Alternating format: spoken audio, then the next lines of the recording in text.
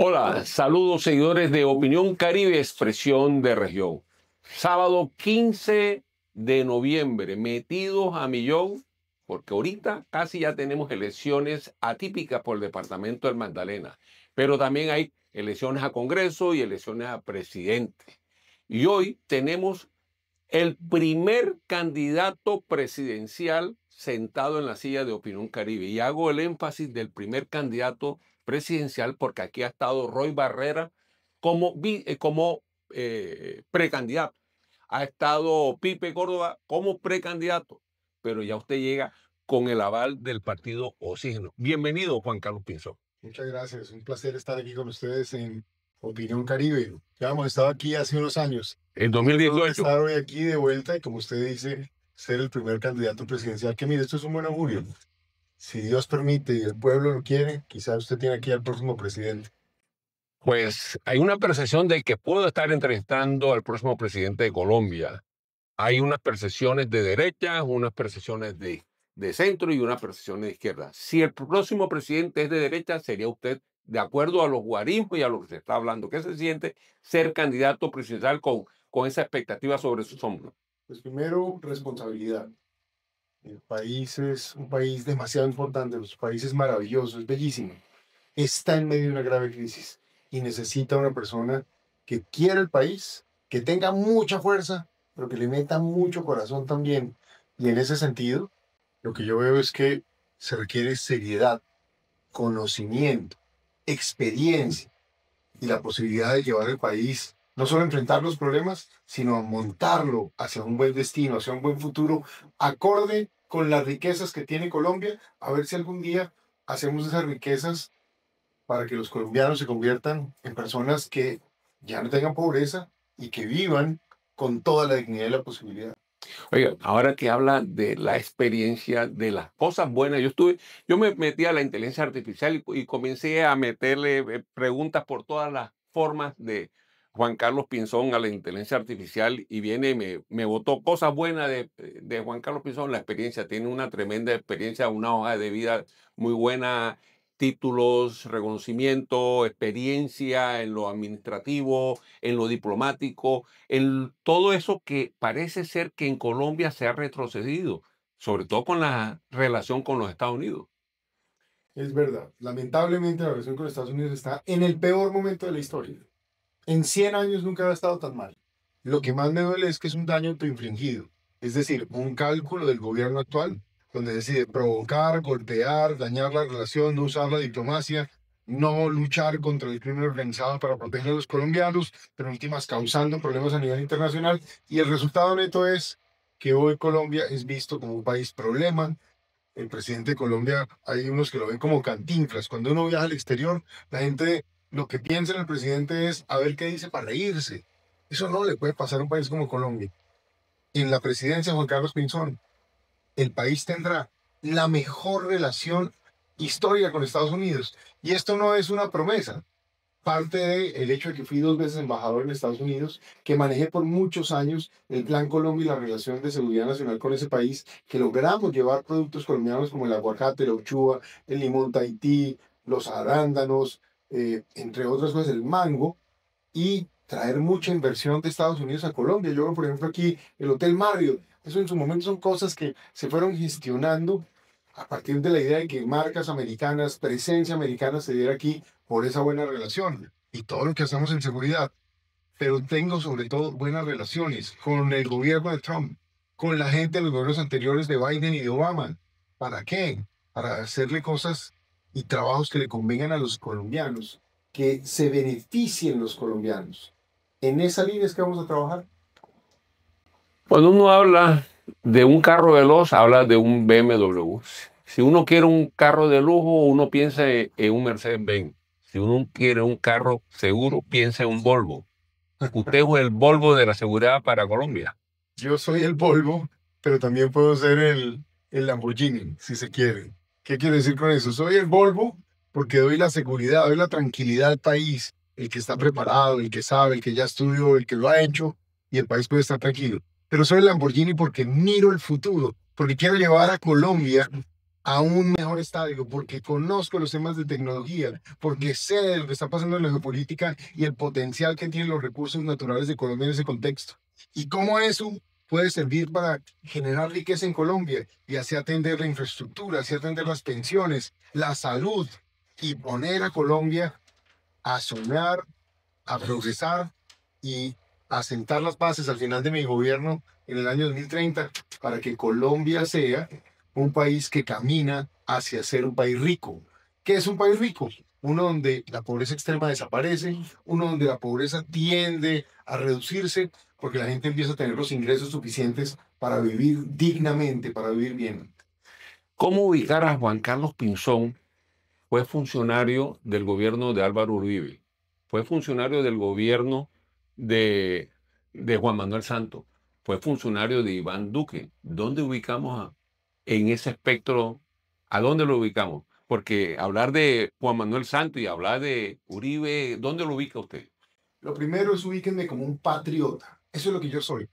Un hombre que ama su país y que a partir del estudio, el conocimiento, siempre ha estado dispuesto a servirle a Colombia donde sea necesario, cuando sea necesario y como sea necesario.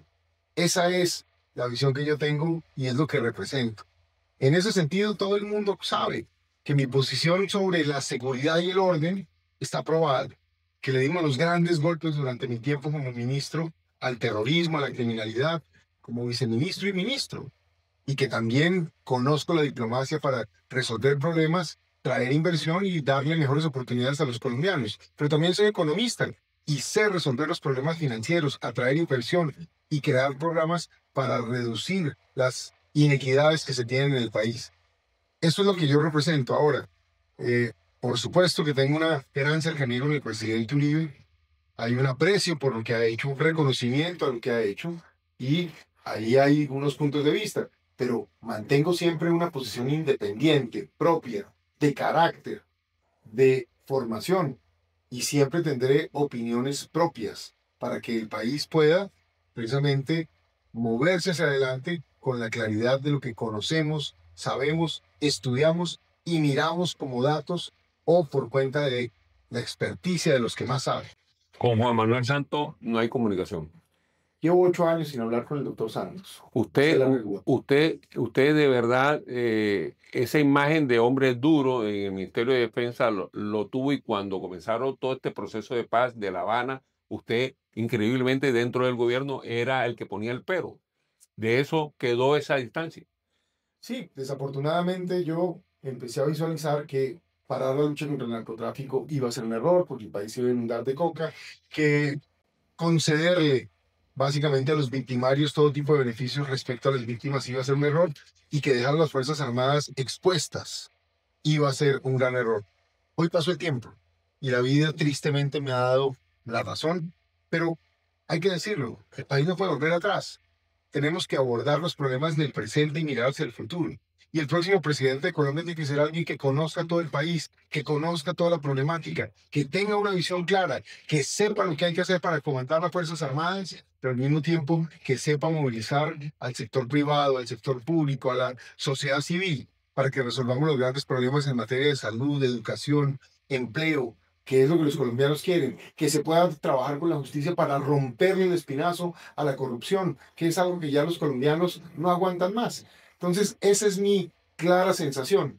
Por eso estoy en esto con mucho entusiasmo, con muchas ganas. Y mire, cuando veo todos los gobiernos que trabajé, puedo decir que de cada uno encontré también cosas positivas. Trabajé en el gobierno del presidente Pastrana en su momento, el Plan Colombia fue clave. Trabajé con el presidente Uribe, por supuesto, la seguridad democrática es un gran emblema. Trabajé con el presidente Santos y hizo muy bien el tema de infraestructura con Germán Vargas, o el tema de Serpi lo paga, o los grandes golpes que como ministro yo lideré, incluso desde el jefe de las FARC, de acuerdo del tal Loco Barrera, que es el jefe de la mafia. En fin, todos esos golpes se hicieron. En resumen, lo que quiero decir es que después de trabajar con todos estos gobiernos, identificar lo que está bien, pero también lo que estuvo mal, eso lo que me da es experiencia, conocimiento de todo el país, de toda la problemática, para entrar a abordar soluciones, enfrentar los problemas, no improvisar. Es que el país no puede tener básicamente personas que nunca han hecho nada y luego pensar que son los que van a resolver los problemas. Se requiere esa experiencia. Por eso cuento de todos estos hechos que me parece que son valiosos para Colombia. Con base en su experiencia, ¿qué futuro le espera a la JEP en un gobierno suyo? Mire, la JEP hoy en día se dedicó a favorecer intensamente a los miembros de la guerrilla de las FARC y ha sido supremamente dura con miembros de las Fuerzas Armadas. Eso es un desequilibrio, eso es una injusticia, eso no está bien. Y yo sí creo que hay que tener un diálogo franco con la JEP para encontrar un balance. Creo que habría sido muy útil, y lo quiero considerar, tener una sala especial para miembros de la fuerza pública para que haya un trato digno y demás. Es muy importante que se le dé seguridad jurídica a los hombres y mujeres de las Fuerzas Armadas. Pero si es la lógica que va a continuar, donde es una lavandería de delitos para las FARC y en cambio una manera de presionar a las Fuerzas Armadas, el país debe considerar si esa institución le conviene o no al país y si es mejor no tenerla. En este momento es doloroso para nosotros ver lo que vivimos, lo que tenemos cierta edad, que vivimos la toma del Palacio de Justicia, que se acaba de cumplir 40 años, que precisamente el M-19 se bandea las banderas hoy del M-19 cuando se tomó esto, mientras que los militares que en ese momento, que tenían que resolver una situación de momento y tenían que sobre todo mantener las instituciones hoy sean judicializados y los otros sean los gobernantes. Sí, es muy doloroso cuando yo veo al general Arias Cabrales pasar ya más de 2 décadas en estado de detención. Incluso su señora falleció y tuvo que enterrarla estando allí. Es muy doloroso. Y pensar que quienes organizaron, participaron del planeamiento de la toma terrorista que ocurrió en el Palacio de Justicia, el país les había perdonado todo y les había permitido gobernar. Pero no solo eso, que ahora quieran gobernar tratando de mentir, de borrar la verdad o de promover y justificar sus hechos criminales. El país nunca más, nunca más puede volver a conceder a victimarios una posición de superioridad frente a las víctimas. Nunca más.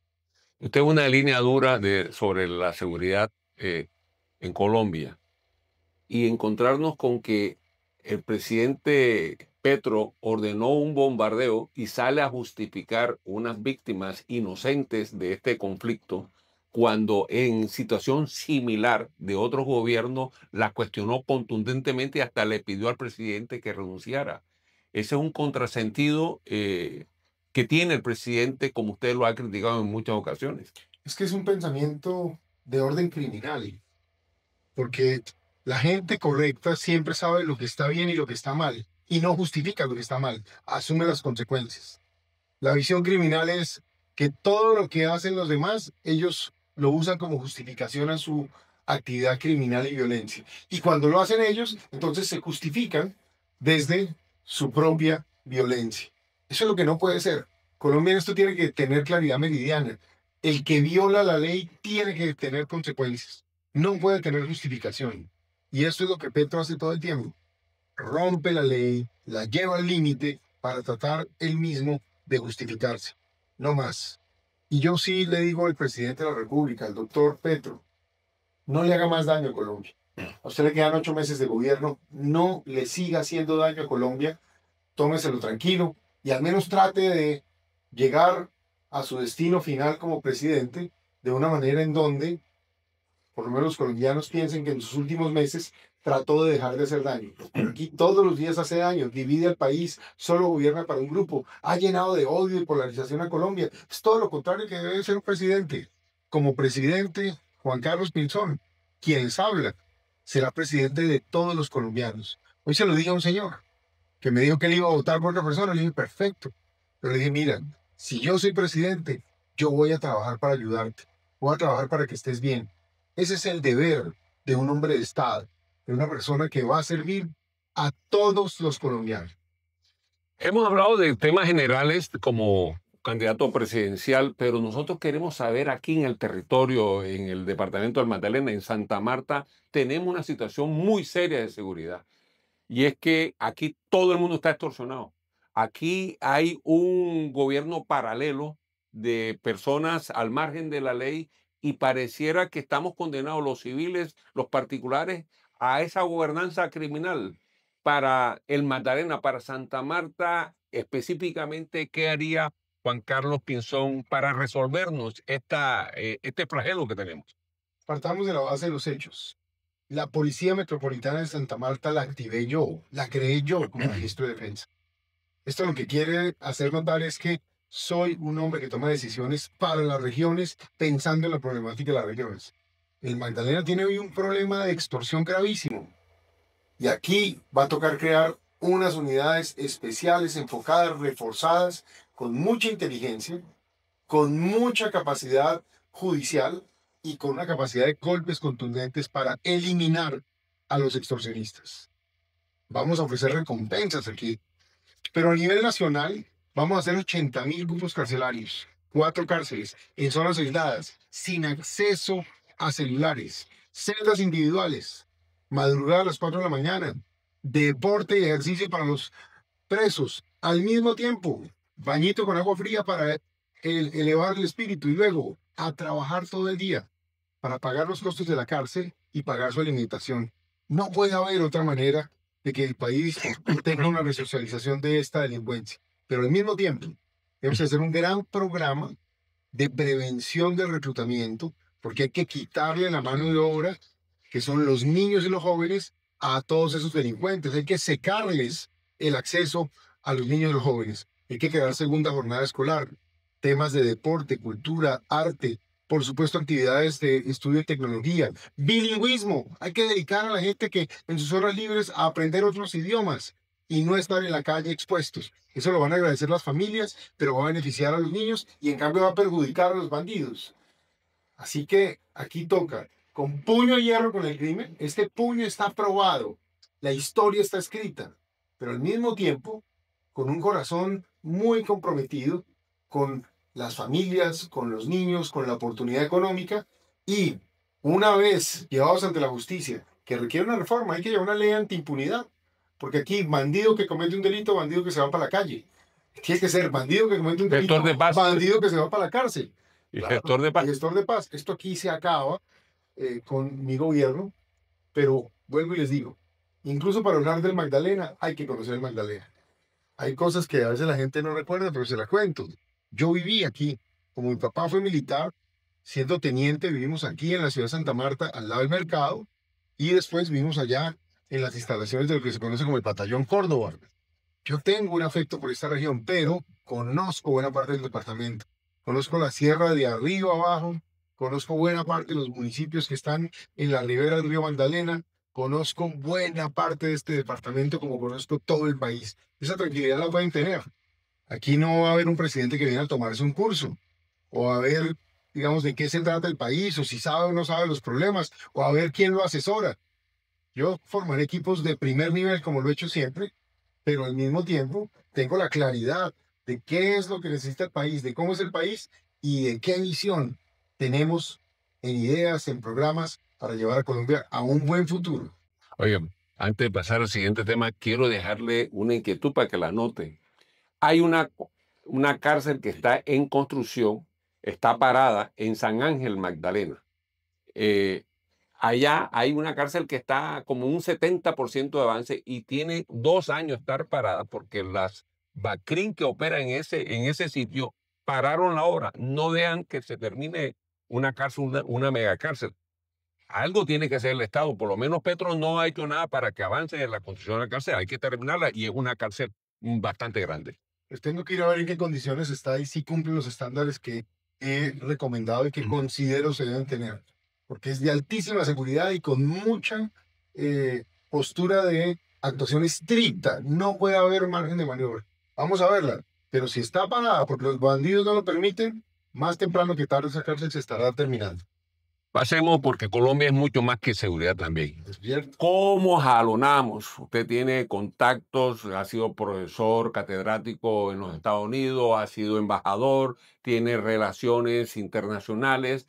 ¿Cómo hacemos para atraer recursos, para traer inversionistas que se dinamice la llegada de capital? Pues mire, yo soy economista. Me gradué con honores cuando estudié economía y he trabajado en el sector privado. He sido banquero de inversión, es decir, he trabajado para generar inversión y grandes proyectos. pero también estuvo en la Junta del Banco Mundial, el banco de desarrollo más importante del mundo, que se dedica a hacer programas de lucha contra la pobreza y de promoción de la economía, del emprendimiento, de la tecnología, etcétera. Y al mismo tiempo, trabajé en el Ministerio de Hacienda. Y básicamente conozco a fondo el presupuesto nacional, conozco a fondo toda la administración y la gestión pública. Pero debo decirle, también he sido empresario. He sido empresario pequeño y sé los dolores y la dificultad de sostener una empresa, de pagar unas nóminas, de los sobrecostos y la cantidad de trámites que pone el gobierno que impiden el progreso de las compañías y así la generación de más empleo. Por eso conozco estos temas. Y por último, en los últimos años he formado parte de grandes juntas internacionales en el Foro Económico Mundial y en otros espacios donde hablamos de la gran economía. Esa tranquilidad la pueden tener los colombianos, que el presidente Juan Carlos Pinzón, si Dios así lo quiere y ustedes así lo deciden, va a ser una persona, primero, con grandes conexiones a nivel mundial. Segundo, con la capacidad de dar confianza. Tercero, que va a administrar y gestionar el déficit fiscal, el tema tributario, con estándares internacionales. Y cuarto, que va a crear incentivos para traer mucha inversión del resto del mundo a Colombia, con el ánimo de generar mucho empleo, de generar más tecnología, más infraestructura y nuevas compañías en Colombia. Eso es lo que viene. Su visión de Colombia es un estado pequeño y que sea el capital privado el del emprendimiento, el del que genere desarrollo, o lo que está haciendo Petro. El país tiene que tener un Estado más pequeño y sobre todo más eficiente. Un Estado que esté dedicado a servirle a la gente y servirle al interés privado del individuo, sea a través de las empresas, sea a través de las personas en primer lugar. El Estado no está para atajar, impedir, dañar o tomarse todo el poder, porque eso es un leviatán y eso lo que hace es que la gente no pueda vivir tranquila, sino al contrario, terminas escondiéndose del Estado, no un Estado que le ayuda, que lo protege, que promueve su progreso económico y social. Por supuesto, el Estado tiene roles para generar oportunidades en educación, en salud, en seguridad, en justicia. Pero de resto, el Estado lo que tiene que crear es regulación que facilite el emprendimiento, que facilite que las personas puedan desarrollar sus propias decisiones y que atraiga mucha inversión para que se expanda la economía y a través de la creación de riqueza realmente se vaya llevando a su fin la pobreza y las dificultades de la sociedad. Cambiemos de tercio en la entrevista, hablemos de política. Usted ahora mismo estaba hablando de cuál es su visión y de como mandatario, pero ahora mismo son candidatos y hay una campaña y hay que hacer alianza. Nos enteramos por los medios nacionales de la gestión que tuvo el expresidente Álvaro Uribe con Ingrid Betancourt para ese aval. ¿Cómo está, ya siendo usted candidato, ya usted no tiene que recoger firmas, los otros sí están pendientes de una encuesta? ¿Cómo está esa llegada ante Abelardo de la Espriella, Vicky Dávila? ¿Cómo está como para conseguir un candidato que salga ganador en estas elecciones? Mire, yo personalmente creo que lo que hay que crear es una gran coalición democrática que debe ir a una consulta popular en el mes de marzo, que de allí debe salir un candidato muy fuerte, que vaya a primera vuelta y de una vez por todas gane. Yo espero ser esa persona para darle desde el primer día, desde el 31 de mayo al 26 a las 7 de la noche, cuando se conozcan los resultados, la tranquilidad con Colombia, darle confianza, decir al país, calma, ya hay aquí un gerente, un administrador, un servidor público responsable que ustedes han puesto para que empecemos a administrar y a manejar todos los problemas, la seguridad, la economía, el bolsillo, la salud, la educación, las relaciones internacionales. Esa es la forma como yo veo esto.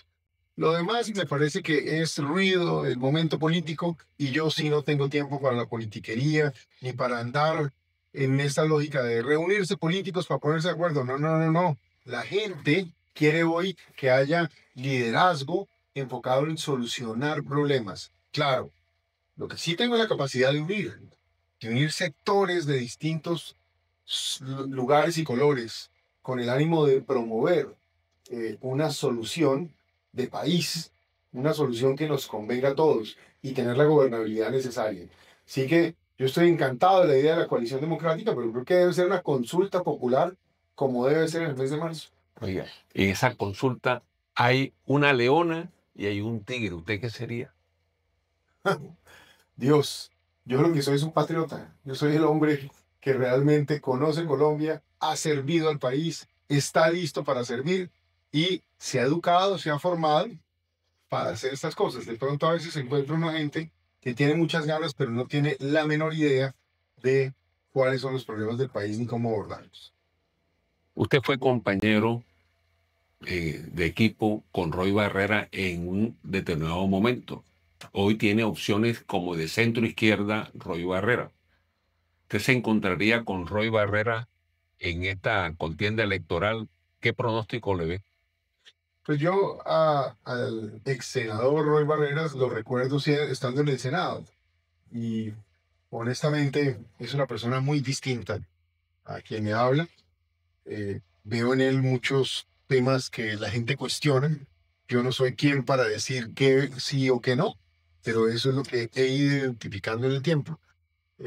Así que yo estoy dispuesto a unir el país, estoy dispuesto a gobernar para todos los colombianos, pero también está claro que hay una línea ética de quienes deben realmente formar parte de la forma de sacar adelante Colombia y aquellos que de una u otra manera más bien han contribuido por esa ausencia de ética a los problemas que tenemos hoy. Le hablé de Roy Barrera porque sentado ahí en ese puesto donde está usted, él me habló, para sorpresa mía, en beneficio de la seguridad democrática que el país estaba necesitando. Digo, y esa regresión, ¿de qué se trata? Entonces, como que están buscando encontrar el mismo discurso dada la coyuntura de la situación que está viviendo Colombia. Ese me parece un buen punto. Hoy todo el mundo habla de seguridad porque es el gran problema. Pero ahí hay que analizar. Muchos son culpables del problema de la seguridad, que han apoyado este desastre, este deterioro, esta situación de gravedad que están viviendo las Fuerzas Armadas, que está viviendo la justicia, este caos, esto de haber premiado victimarios, etc. Hay otros que hablan con mucha contundencia. En su vida han enfrentado a un bandido, más bien se han dedicado hasta ayudarles. Entonces, aquí, el único que ha enfrentado el terrorismo, la criminalidad, y los ha derrotado, dando grandes golpes, 128 jefes de FARC, ELN y bandas criminales neutralizados, abatidos, desmovilizados, capturados. Nadie más tiene esa experiencia. Creé en su momento, además, 9 policías metropolitanas, 11 fuerzas de tarea conjunta. Y cuando me fui del Ministerio de Defensa, se alcanzaron el mayor número de hombres y mujeres, aviones, buques, helicópteros, vehículos blindados, todo tipo de capacidades. Así que eso es lo que está claro y lo que está probado. Dentro de la cosa que encontré de la inteligencia artificial, dice que usted tiene una imagen de elitista. Pero ¿y cómo van a acusarlo ustedes de elitista cuando usted tiene viralizado un video comiéndose un tomate en una plaza pública? Yo le diría, mire, la gente a veces se inventa cuentos y no está bien que se los crean. Aquí déjenme hablarles desde mi corazón. Yo soy un hombre que vengo de una base popular. Del lado de mi padre, una familia de 150 años de historia militar. Gente que lo único que ha hecho es luchar por el país y luchar en todas las guerras para proteger a Colombia. Desde la guerra de los 1000 días, pasando por la guerra con el Perú, en la guerra de Corea, en la guerra contra el M-19, en la guerra contra las FARC. Siempre mi familia ha estado allí. Yo mismo he estado allí. Pero por el otro lado, del lado de mi mamá, una familia campesina de Santander. Mi abuelita, que vive, tiene 97 años. ¿De qué parte de Santander? De San Andrés, Santander. Pero ella salió de allá a los 14 años, a los 15 años ya era mamá. Y hagamos las cosas como son.